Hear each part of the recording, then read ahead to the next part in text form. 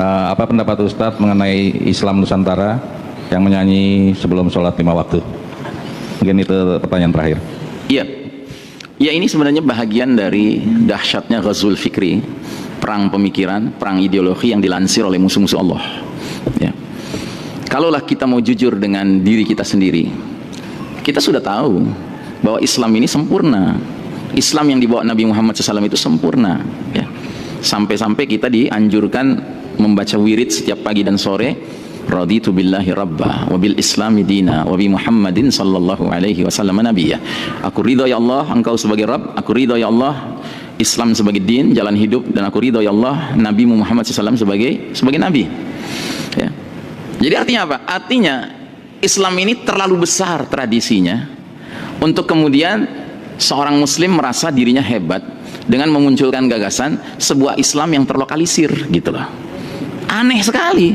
Islam ini terlalu besar tradisinya untuk kemudian orang bikin Islam Nusantara, ya kan? Atau mungkin kalau di Mesir bikin Islam Firaun, gitu, ya kan? Ya bisa aja gitu. Di Indonesia bikin Islam Nusantara, di Mesir ya kan orang-orang yang sangat Egypt minded, ya kan? Mesir minded gitu kan? Berpikir, oh kita bikin Islam versi kita yuk, Islam Farao, gitu. Supaya nggak ketahuan itu maksudnya Firaun, gitu. Islam Farao, ya kenapa? Tradisi kemesiran kan gitu. Ya kan? Aneh Pak, itu aneh. Jadi jangan lagi kita bicara hukumnya Pak. Ini sudah aneh, gitu. Dan mana ada Nabi SAW menganjurkan baik secara lisan apalagi mencontohkan bahwa sebelum sholat itu nyanyi dulu, nggak ada, apapun nyanyiannya gitu. Jangankan lagi khusus nyanyiannya terkait dengan kebangsaan tertentu gitu, ya. Nyanyian pada umumnya saja nggak ada dicontohkan gitu loh, dan nggak ada anjurannya dari Nabi. Yang ada adalah ketika kita menjelang menunggu qomat ya kita berdoa memohon kepada Allah.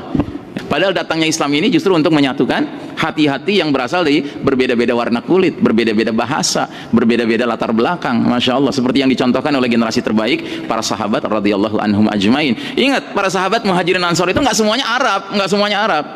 Ada Suhail Ar-Rumi, Suhail orang Romawi. Ada Salman Al-Farisi, Salman orang Persia. Ada Bilal Al-Habsyi, Bilal yang orang Habasyah, orang Ethiopia. Gitu. Tapi mereka rukun. Gitu. Dan nggak ada Nabi bilang, ya kan, bahwa Nabi itu mendakwahkan Islam Quraisy. Bukan Islam Quraisy, Islam. Sudah. Gitu. Islam ini rahmatan lil alamin. Rahmat untuk segenap alam semesta, bukan rahmat bagi Nusantara doang, enggak, dia rahmat bagi segenap alam semesta.